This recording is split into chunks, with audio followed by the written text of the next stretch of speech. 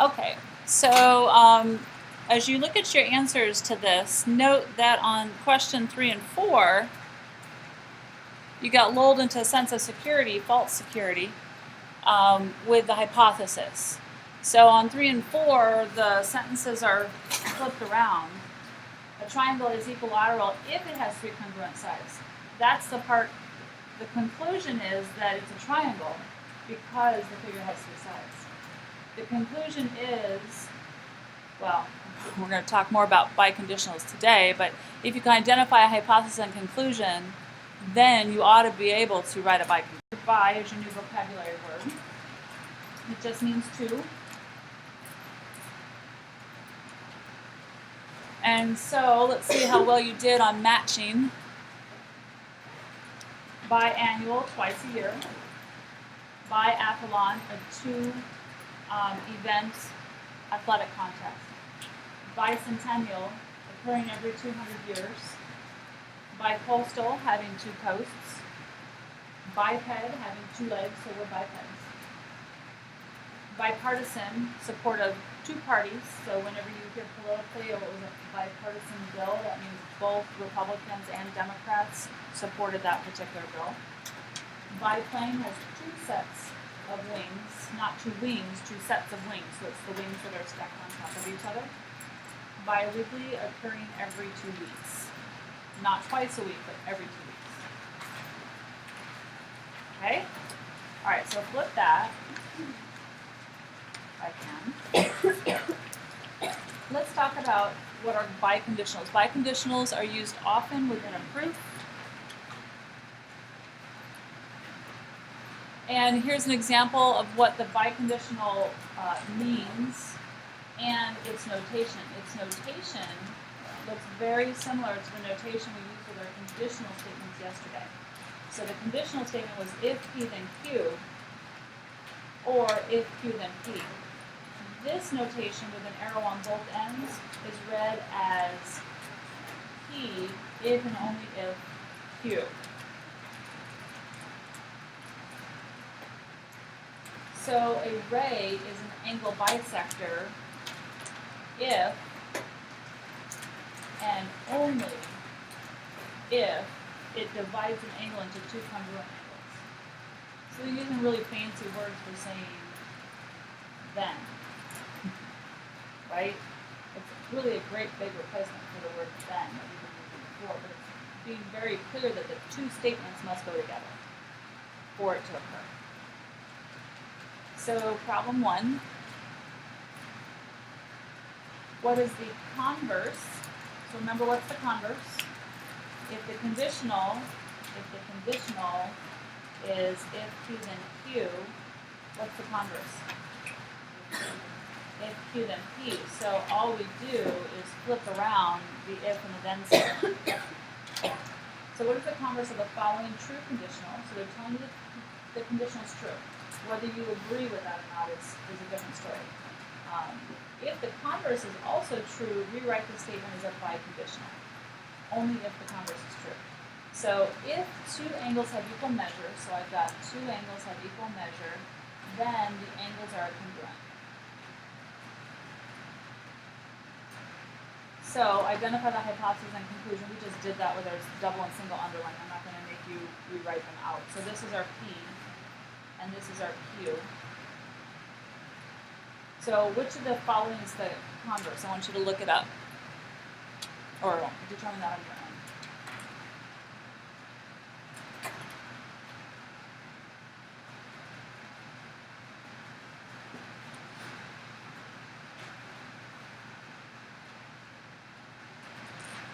Which one did you choose?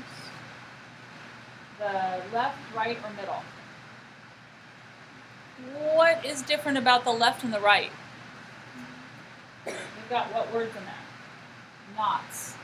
So those are inverses in the contrapositive. Those are your not statements. The middle is the only one that doesn't have a not in it, and that's your converse. And you flipped around the congruent versus the equal measure. So if 2 angles are congruent, then the angles have equal measure. Pardon me for yawning. Still first period. Is that a true converse? Would you agree that that's true? If it's false, you'd have to come up with a counterexample. True or false? If two angles are congruent, what does congruence mean? Then they have equal measure. Isn't that the definition of congruence? So isn't that true? So this is true. So then they want you to write the biconditional. So the biconditional starts with P, doesn't it? Then we just take this and rewrite it as two angles have equal measure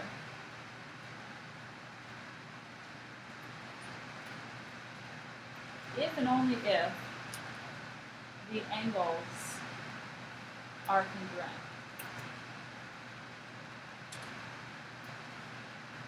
How is that different than the original conditional? What did we leave off here from the original conditional?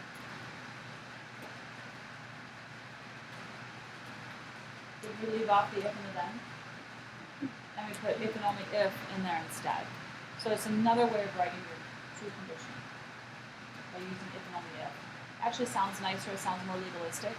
Sounds like you're really smart, doesn't it? Two angles have equal measure if and only if the angles are congruent.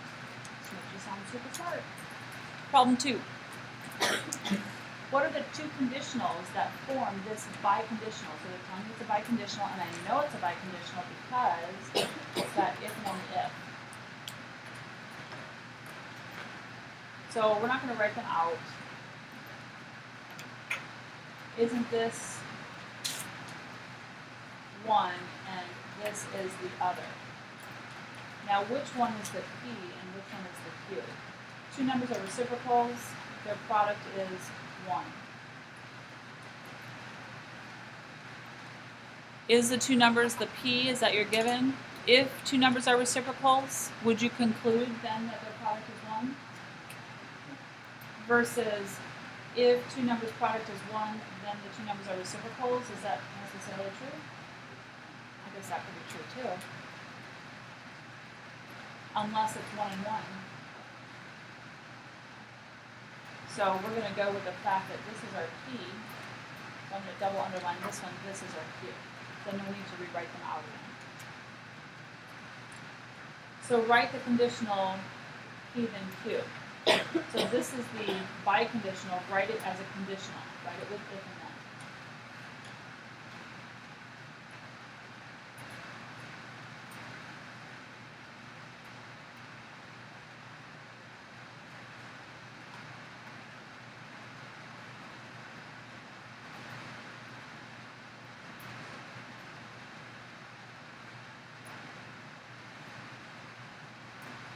The purpose of the conditional really is for you to look at it and see what is it that we're given and what are we concluding about it. It helps you determine whether it's true or not. It's easier to determine if it's true when you think of it in terms of if and then, whereas this is more of a statement of fact.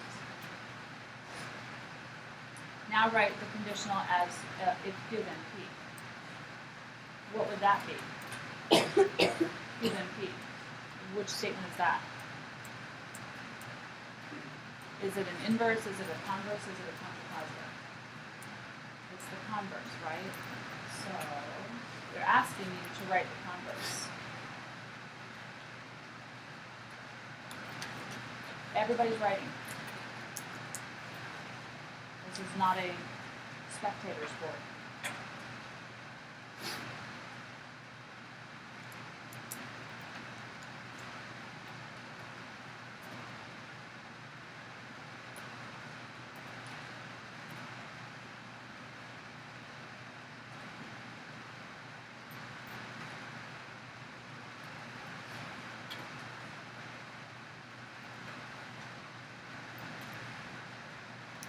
So I happen to put in here, because you don't want a pronoun in the if part of the statement, because you don't know what you're talking about with the pronoun. So I changed there to if two numbers product is 1, or you could say if the product of two numbers is 1. If either one is saying the same thing, then now you can use your pronoun. They are reciprocals. Are we good with that? Okay. So problem 3.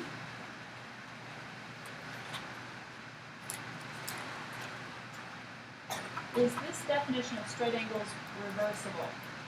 If yes, write it as a true biconditional.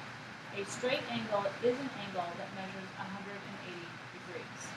So question 20 says reversible means you can reverse P and what? Q in the conditional. So we're going to write the conditional in if-then form first. So where's the subject of the sentence?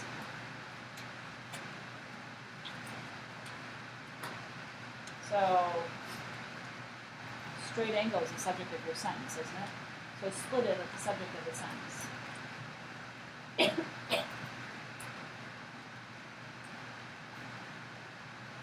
So how am I going to write if when I have a straight angle?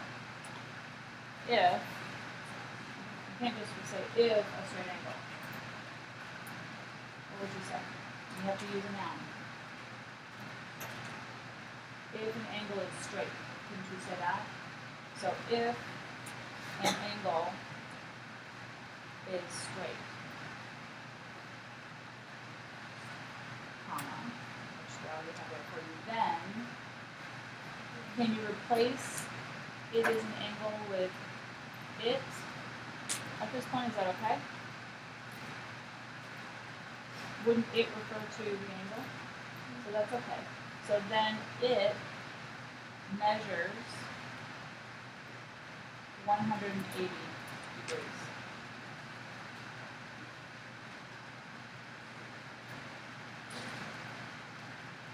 So now write the converse.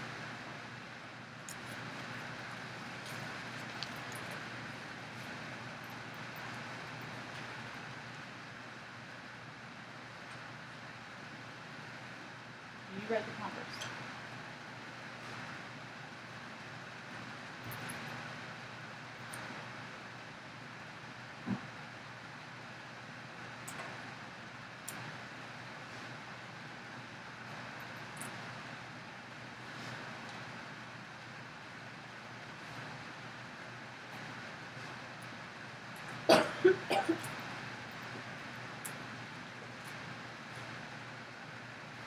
So there's my converse, is yours similar?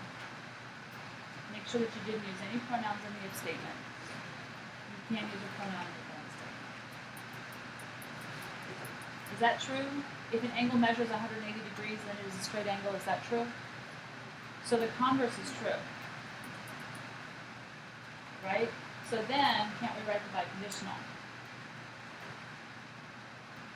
Which one do we use to write the biconditional with? The conditional or the converse?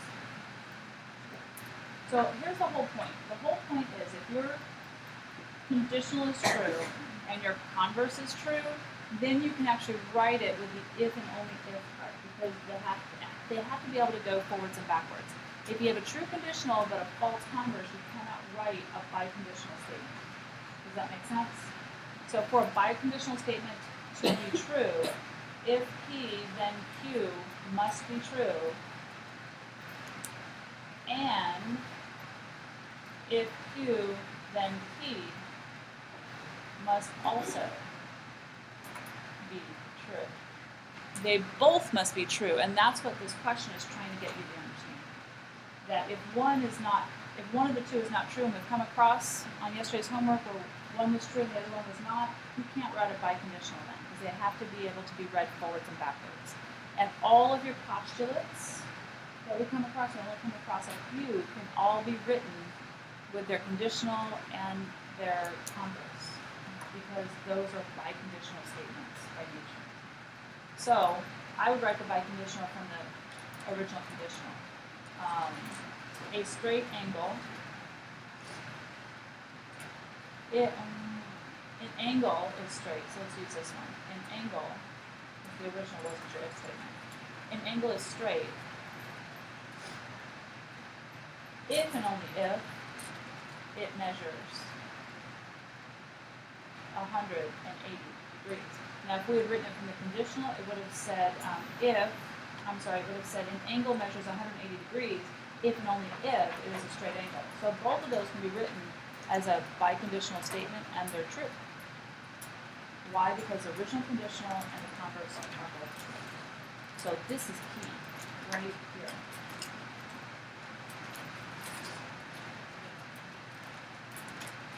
This is key. Is that highlight enough for you? Okay, look at problem 4.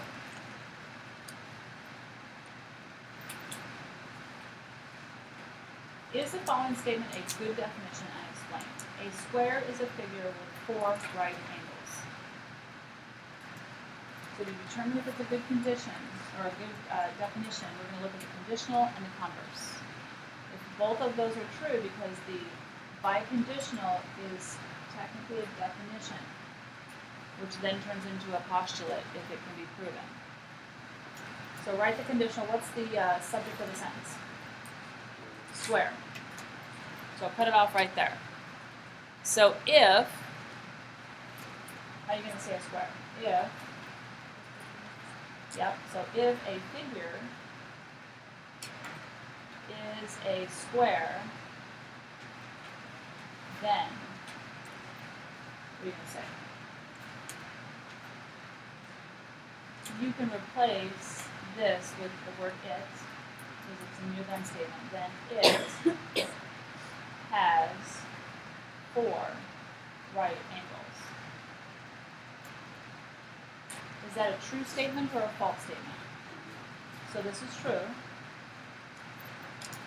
Okay, so then let's write the converse. We're going to have the word if, and then we're going to have the word then.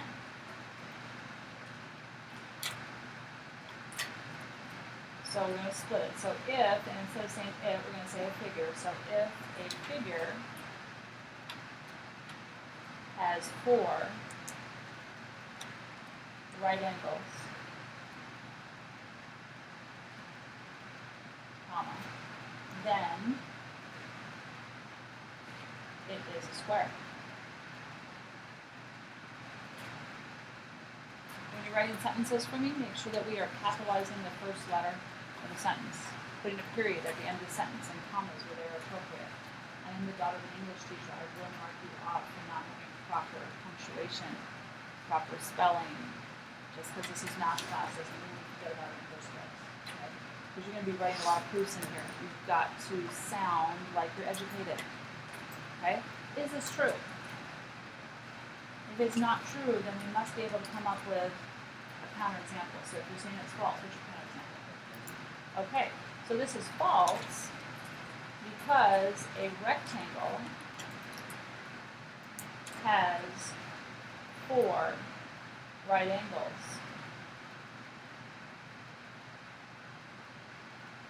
But is not necessarily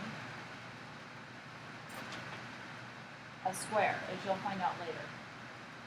Some rectangles are squares. All squares are rectangles. When is a rectangle a square? When all 4 sides are equal. And technically, a square is a special rectangle. But if you had a rectangle that's not a square, meaning it's got 2 different side lengths, it no longer matches this. It has 4 right angles, but it's not a square. It doesn't have 4 equal sides. So this is false. So which statement is true, conditional, the converse, or both? So obviously we determine that it's just the conditional. So based upon this, is the definition of a square a good definition? Is this a good definition for a square? No. No. Because not all figures with 4 right angles have 4 equal sides. We also find out that if we said a square has 4 equal sides, that would also be an incorrect definition for a square. The rhombus has 4 equal sides, but not necessarily 4 right angles. All right, flip.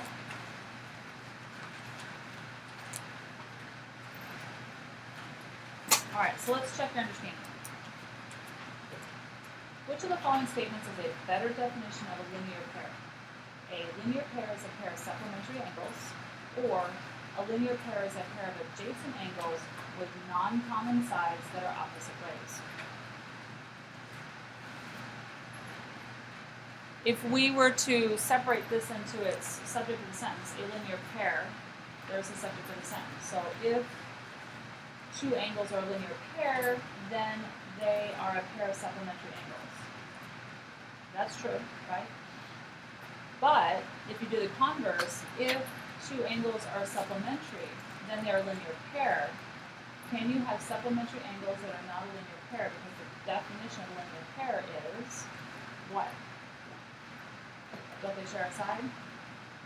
Do all supplementary angles have to share a side? No. Couldn't this be an example of, yep, couldn't this be an example of two supplementary angles that don't share a side, therefore they're not linear?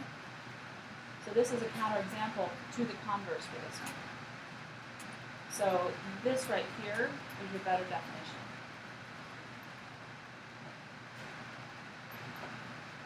Plus it sounds a whole lot better too, doesn't it? Just sounds better. Underline the correct number or numbers to complete each sentence. So which figure shows a linear pair? 1, 2, 3, 4. Are all of them a linear pair, just one, or a couple? Is 2 a linear pair? Do they share a side? No, so they're not a linear pair, they're what? Supplementary, but not a linear pair. These don't share a side, plus they're both obtuse. You cannot have two obtuse angles at up to 180 degrees. These are the only ones that obviously add up to 180 degrees because they form a straight angle and they share a side. These ones are two acute angles. Two acute angles are not going to make 180 degrees. So figure 3 is the only one that shows linear pairs. Which figure shows supplementary angles? 2, 3, and we already talked that these can't, right? So 2 and 3 shows supplementary angles, and supplementary angles add up to what? 180 degrees. So which figures show adjacent angles? Adjacent angles do what? They share a side. So these are the only two that share a side. These are separated. So 3 and 4 are the only ones that show adjacent angles, so share a side. And this one you might want to put on here, forms straight line. So questions like this is why you need to know your vocabulary inside and out. Would be rather important. All right, the last one. Which figure shows adjacent angles whose non-common sides are opposite rays? So it has to be out of these two. It's only figure 3. The non-common sides are opposite rays, meaning rays going in opposite directions. So it's only figure 3.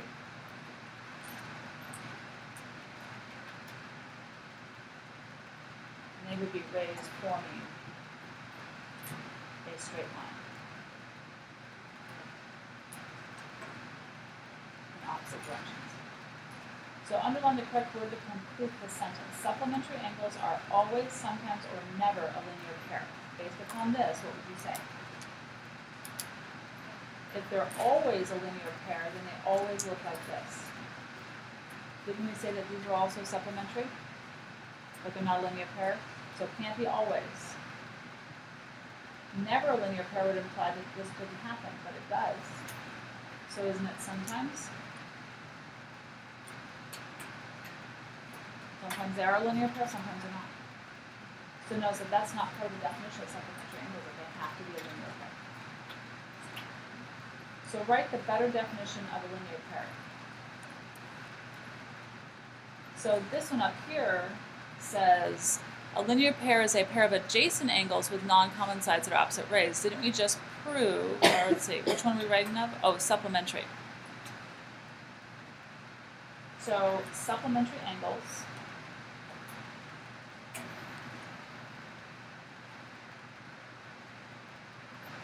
do what?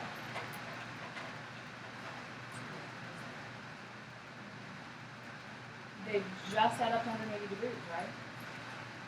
They don't have to be linear. They don't, which implies that they have an adjacent side. They just have to add up to 180 degrees. So supplementary angles add to 180 degrees.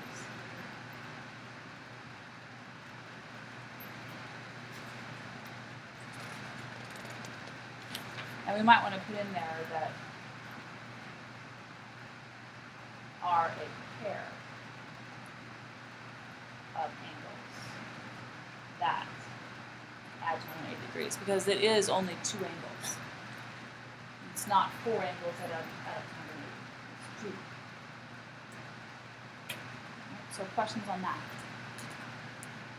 So it's really taking your prior knowledge for this section and applying it to a biconditional. So the key point that you're to get away with here is that a biconditional has a true conditional and a true converse, and therefore you can write it with if and only if.